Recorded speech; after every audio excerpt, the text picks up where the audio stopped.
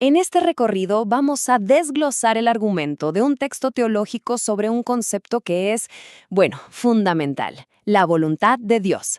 Vamos a explorar la perspectiva súper directa de esta fuente sobre cómo se define, cómo se entiende y al final del día cómo se vive esa voluntad.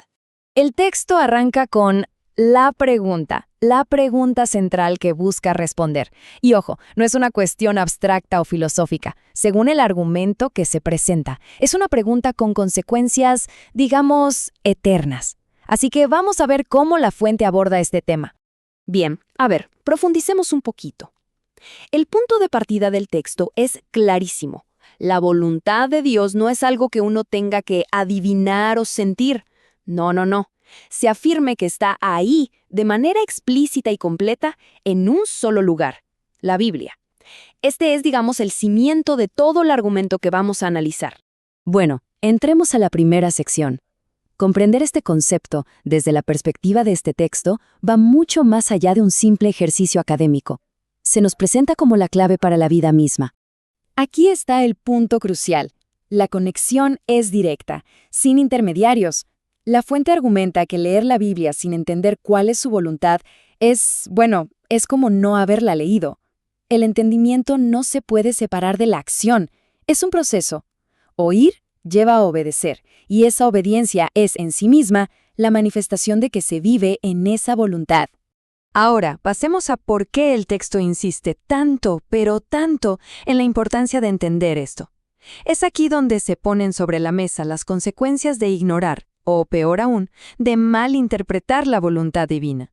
Miren qué interesante cómo se usan estas analogías tan cotidianas. Un conflicto en un matrimonio o la rebeldía en una familia se presentan como un reflejo a pequeña escala del gran conflicto espiritual entre la humanidad y Dios. Esa resistencia a su voluntad, ya sea porque no se entiende o porque de plano se rechaza, lleva, según el texto, a la perdición del alma. Y esta cita, ilustra el argumento central de una manera brillante. El texto la usa para recalcar que las palabras, las declaraciones de fe, incluso las demostraciones de poder como, expulsar demonios, no sirven de nada si no están respaldadas por la acción, por el cumplimiento activo de la voluntad del Padre. Y esto nos lleva directo al corazón de la tensión que describe la fuente, ese choque que se presenta como inevitable entre nuestros deseos, nuestras ambiciones humanas y lo que se describe como el plan soberano de Dios. Esta tabla resume el contraste a la perfección. Por un lado, tenemos lo que el texto identifica como impulsos muy humanos: la codicia, el orgullo, las filosofías que creamos con nuestra mente. Y por el otro, los principios que se asocian a la voluntad divina: sumisión, obediencia a la palabra y, como resultado final, la vida eterna.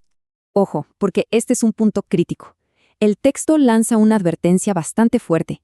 Dice que incluso los actos de piedad más grandes pueden ser, en el fondo, una manifestación de la voluntad humana. Es decir, si el objetivo de orar o ayunar es lograr un deseo personal que va en contra del plan de Dios, el texto lo compara con la idolatría. Básicamente, la propia mente se convierte en un dios. Este es, quizás, el ejemplo más dramático que presenta la fuente. La simpatía humana de Pedro, su deseo tan natural de proteger a Jesús del sufrimiento, es reprendida de la forma más severa que uno pueda imaginar. Se presenta como un obstáculo satánico al cumplimiento de la voluntad divina.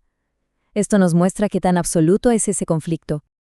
Ok, ya que se estableció el conflicto, el texto pasa a describir la solución.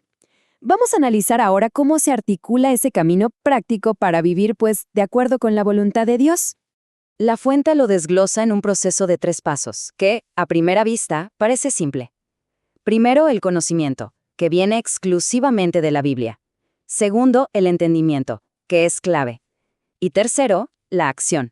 Una obediencia que, como vamos a ver ahora, casi siempre implica un costo personal. Y aquí está la clave de ese tercer paso.